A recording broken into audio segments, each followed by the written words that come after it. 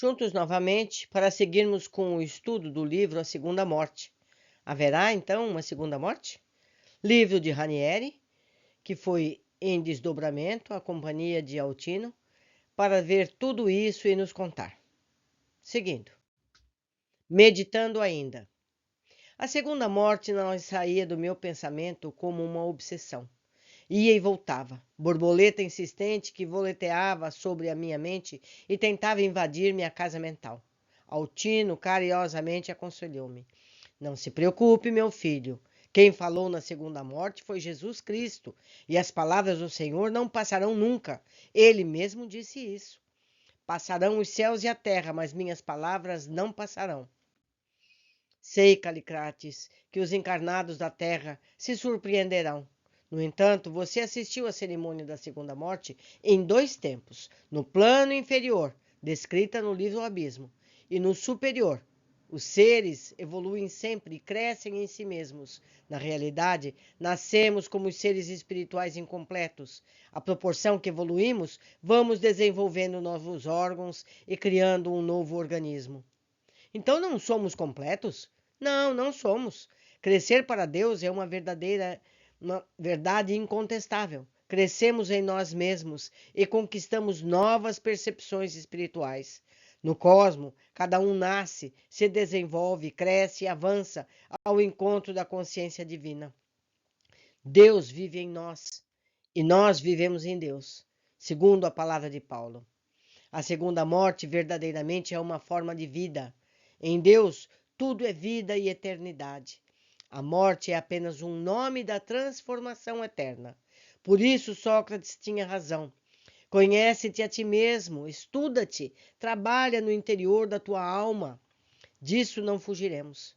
Também por isso, bom é que nos aproximemos dos santos, com que eles convivamos, principalmente em pensamento.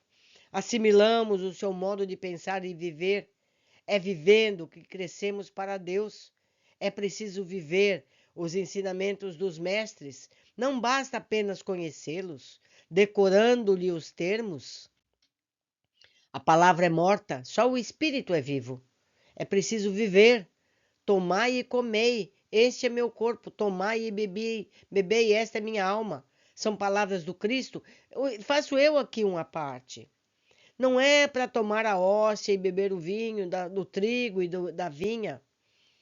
É ser como Jesus. É buscar imitar o seu comportamento. Eu sei que é difícil. Não é fácil, não. Mas todo dia um pouquinho. Todo dia pensar a respeito. Sempre pensar o que Jesus faria nessa minha situação. Quando eu estou numa situação difícil. Eu faço isso. O que Jesus faria? Claro que eu não vou conseguir imitar Jesus, mas eu posso me aproximar um passinho, um pouquinho hoje, um pouquinho amanhã. E assim a gente vai acelerando a nossa evolução. Vamos continuar. Simbolizou Jesus no vinho e no pão os ensinamentos, dizendo com isso que deveríamos assimilá-los, incorporá-los ao nosso organismo espiritual e vivê-los como se fôssemos nós mesmos. Seriam dali por diante, na realidade, a nossa carne e o nosso sangue? O Verbo se fez carne e viveu entre nós. Assim quis o Senhor que fosse a sua doutrina entre os homens e mulheres, entre os seres humanos. A segunda morte é o primeiro sinal maior da renovação espiritual no caminho dos espíritos que fazem a sua evolução nos caminhos da terra. Dos nascimentos de mulher, ele é o maior, mas no reino dos céus, ele é um dos menores. Não foram essas as palavras de Jesus a respeito de João Batista? E eu, leitora, faço aqui um pensamento. Quando os apóstolos criticaram Jesus por ir se batizar com Batista, ele disse aos apóstolos: dos nascidos de mulher, João Batista é o maior. Não foi isso que ele disse? Então vamos pensar. Se Jesus fosse nascido de mulher, ele seria menor que o João Batista? Então será que Jesus nasceu de mulher? Pensem, meditem vocês. Que conclusão vocês têm? Nós vamos entender muitas passagens se entendermos isso. Como foi que a morte, entre aspas, de Jesus, será que ele morreu mesmo? Como foi que ele se apresentou e ficou 40 dias depois entre os apóstolos? Como foi? Ele não falou para Tomé tocar a mão dele para ver que ele era físico, que ele estava ali de volta? Como ele se tornou físico depois? Como ele tornou depois, ele não podia fazer antes? Como desapareceu o corpo de Jesus? Eu estou deixando tudo isso para vocês pensarem. Não estou afirmando nada, não. Eu só estou deixando sementes para que vocês cultuem. Pensem em tudo isso. Quando Madalena chegou perto de Jesus, quando foi chamada a ressurreição, o que ele disse? Não me toque, ainda não estou pronto. Porque ele ainda estava se materializando. Pensem, meus amigos, meditem e cheguem a vosso entendimento. O que vocês acham do corpo de Jesus? Pensem, meditem. Vamos continuar com a leitura. A segunda morte, nos planos inferiores, porém, é uma espécie de explosão atômica. O espírito cai em si mesmo, cai mais e vai caindo sempre, se retraindo e contrariando egoisticamente até que explode. Como em sua intimidade é uma centelha divina, não deixa de existir como centelha divina e eterna, mas desaparece como identidade, ou seja, como criatura personalizada e volta à ignorância do princípio. Entendeu? Esse espírito tem que recomeçar a sua evolução, porque ele regrediu como forma, e como forma ele tem que retomar, não como espírito, porque o espírito não regrede. O que regrediu foi a sua forma. Continuando, sacudi a cabeça, o Calicrates, o Ranieri, e disse: meu caro Altino, compreendi, mas não entendi. Altino riu, abraçou-me e falou: um dia entenderá. O tempo é o tesouro da humanidade, disse Emmanuel, e podemos acrescentar: o tempo é o tesouro do ser. Admirado, contemplava o orientador Altino, que nos caminhos da terra me explicava as coisas do céu, que eu dificilmente entenderia. Contudo, ia raciocinando com aquelas novas informações. Agora eu já compreendia que adquirir o conhecimento e o amor era uma longa jornada dentro de nós mesmos. Cada um, no momento em que nasce o espírito, inicia o seu trabalho de evolução. Ou então estaciona no tempo, permanece na ignorância ou se perde em si mesmo e começa a cair em si mesmo, no próprio interior de sua alma. Tem tudo para subir ou descer, crescer ou estacionar, viver ou morrer e até desaparecer como individualidade. Esses ensinamentos novos abriram meus olhos para uma compreensão maior das coisas do infinito. Minha visão dilatava-se diante da vida imortal e do cosmos interior. Começava, de certa forma, a ver Deus em mim mesmo. Ouvi de novo a voz de Sócrates: conhece-te a ti mesmo, na praça do mercado de Atenas. Ressoava em meu íntimo e me lembrava como Deus, em sua sabedoria, alertava-nos de tempos em tempos, de milênios em milênios, através de seus grandes mensageiros, a caminho a seguir. As almas, os seres, em sua milenária ignorância, teimavam em não entender. Pensava eu nessas coisas quando havia a voz da Altino ressoar no interior da minha casa mental. A morte só existe como transformação. É, na realidade, quase uma ficção. Não existe morte eterna. O ser é anulado ou se anula a si mesmo. As leis da vida não aceitam a inércia, pois a inércia é estacionamento e paralisia assemelha à morte. Assemelha à morte. Estacionar é morrer. Vida é movimento. Em Deus tudo trabalha e vive. Vive e existe. Quando tudo cessa, o ser começa a morrer. Isso, meus amigos, falo eu agora. Isso acontece no nosso dia a dia. Aquelas pessoas que pensam: eu vou me aposentar e vou descansar. Ele está morrendo. Ele está provocando a sua morte. Não temos que parar. Não temos que parar de fazer. Temos que seguir. Terminar uma atividade no emprego fixo que nos remunera é uma coisa. Parar para descansar é outra, muito diferente. Vamos escolher novas atividades, vamos fazer outras coisas, vamos continuar a crescer, principalmente agora que temos um rendimento mais cômodo, não é verdade? Pensem nisso. Continuando. O que chamamos de morte na Terra não é mais do que para o ser humano uma primeira transformação. Tudo o que existe é vida eterna com eterna transformação. A segunda morte de que falamos agora, no cumprimento da palavra do Senhor, é para o homem terrestre, o ser humano terrestre, a seguir, assimilada numa série infinita de transformação, porque passa a ser, no excesso, o processo evolutivo que conduz a Deus e que lhe deu a vida eterna. As palavras de Altino caíram em minha alma com uma sonoridade do princípio, como o orvalho da madrugada sobre a pétala da rosa recém-nascida. Meu coração batia acelerado e eu sentia renovar-se em mim as esperanças sublimes do eterno amor, da eterna justiça. Naquela hora, Deus vivia em mim e vivia em Deus, calmo e sereno, sem articular palavra ou pensamento. Quedei-me estático, invadido por uma alegria superior e eterna. Meu filho e meu amigo, esclareceu ainda o grande espírito, a morte, que simboliza a paralisação eterna, só existe na imaginação do ser humano. O espírito que não passa por transformações compreende logo que os corpos que usa, sejam físicos ou espirituais, são mecanismos vivos que estão permanentemente em movimento e a atividade permanente é a expressão de todas as coisas do universo. Nada é estático. A vida se manifesta em atividade permanente e eternamente se transforma. Os seres do universo imenso são a manifestação da vida em Deus. Por isso tinha razão o apóstolo quando afirmava que tudo e todos estavam em Deus, nele viviam, neles moviam e existiam.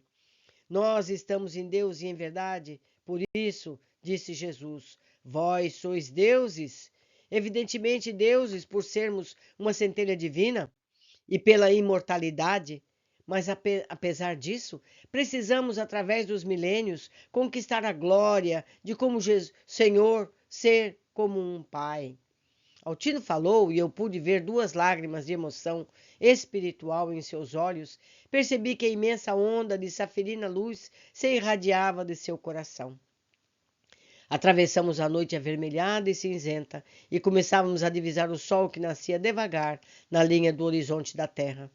Já nos aproximávamos lentamente, como dois pássaros erradios. Sentíamos agora a opressão da atmosfera do mundo carregada de estranhas vibrações. A volta era realmente sofrida e dolorosa. Não havia aqui a leveza das regiões superiores do espírito e Altino esclareceu. Necessário é que o espírito primeiro se espiritualize e suba dentro de si mesmo. E isso Deus permite a todo o espírito. Cada um assim se torna obra de si mesmo. Trabalha no interior da própria alma. Concede-lhe a misericórdia divina, os instrumentos de que necessita, a possibilidade de manter a consciência reta, desde que o queira, a vigilância constante para não se desviar da lei, o anseio de evoluir e o amor, se o despertar com os outros seres, fazendo cada irmão em toda parte e mais alguns instrumentos que aceleram a máquina espiritual, que é o espírito. Crescer ou estacionar em si mesmo é o problema de cada um, direito de todos. No universal concerto da vida cósmica, cada um representa um instrumento musical, que, no entanto, será a glória da música toda em conjunto. Íamos lentamente descendo, sentindo a diferença dos ambientes, quando pensei, seria o portal do sol aquilo que comumente se chama céu? Altino mansamente sorriu. Não, Calicrates, não. Não é o céu do catolicismo ou do protestantismo, mas é uma região de paz de espírito. Lembra-se? Onde se reúnem os bons, aí será o céu. Onde se reunirem os maus, aí será o inferno. Céu e inferno, vamos repetir, para gravar, cada um traz dentro de si mesmo. É construção interior de cada um. A reunião de muitos bons Forma uma zona de paz, e aí será um céu. Ou zona de vibrações de ódio, de dor, maldade, e então será o inferno. Onde permanecermos em nosso clima de paz ou de ódio, serão o nosso céu ou o nosso inferno localizado. Céu e inferno levamos conosco dentro da alma. Trabalhamos na sua construção cada dia, cada hora, cada minuto e cada instante. Não nos esqueçamos, cada um é o construtor de si mesmo dentro da misericórdia divina. Ouvindo a palavra sábia do Espírito, quedei-me no silêncio da alma. Súbito vimos alguns espíritos que nos pareciam amigos que se aproximavam vindos da terra. Sentindo-me talvez a inquietação, Altino murmurou: Não se preocupe, meu filho, são amigos. Na realidade, estamos numa região de vibrações pesadas, que é a região da Terra. Mas Deus está conosco, tenhamos fé e coragem. Compreendi que havia uma informação secreta naquelas palavras, porque disse o Altino aquilo? Os espíritos aproximaram e interrogaram veementes. Vocês, o que fazem nessas regiões? Não são guias? Apesar da agressividade das palavras, Altino respondeu.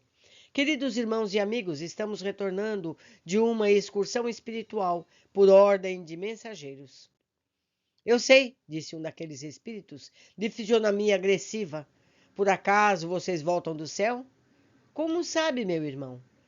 Porque esta é a estrada que vem das colônias mais altas, segundo consta. Por aqui passam todos que buscam o paraíso. Por acaso, vocês são anjos do paraíso? Altino percebeu a zombaria, porque respondeu novamente: Não somos anjos do paraíso, porque para Deus o Cordeiro, a lei, é uma só, para poder visitar ou viver no mesmo lugar. O outro, um tanto despeitado, perguntou: E como posso fazer isso? Dedicando-se a você mesmo, mudando o modo de pensar e de agir. Já entendi. Você quer que aceitemos a ideia do Cordeiro. Não sei quais são as suas atuais ideias, mas sei que esta estrada é a estrada do bem, e só por ela se vai para o paraíso. A outra estrada é do dragão, que conduz ao abismo e ao império dos dragões. A cada um é dado o direito de escolher. Mas nós não queremos seguir o Cordeiro, nem os filhos do Cordeiro. Eu sei, disse Altino. Vocês têm o livre-arbítrio e vão para onde quiserem. Não são obrigados a tomar esta ou aquela estrada. A cada um segundo suas obras, essa é a lei. Vi logo que aqueles espíritos não eram amigos, como pensei à primeira vista. Não, meu filho, esclareceu o grande amigo que me conduzia. Nas regiões da terra, infelizmente, reina a hipocrisia e a maldade, o mal, a deslealdade, mesmo entre os que mais parecem amigos. A nós compete distinguir o bem do mal. Nos pequenos gestos, nos atos menores, se identificam com mais frequência as falhas dos que convosco convivem. Contudo, devemos compreender, fingir que não vemos, perdoar e esquecer, mas sempre que possível orientar para o bem, pois Jesus disse à mulher pecadora: Vai e não peques mais. Ela, apesar de perdoada, não ficou sem orientação para o futuro. Sábias eram as palavras de Altino, e sobre isso fiquei meditando. E faço eu aqui um comentário, meus amigos. A gente vê nos dias de hoje muitas palestras nos canais de YouTube. Muitos se dizem ser palestras de Bezerra, de André Luiz, não é verdade?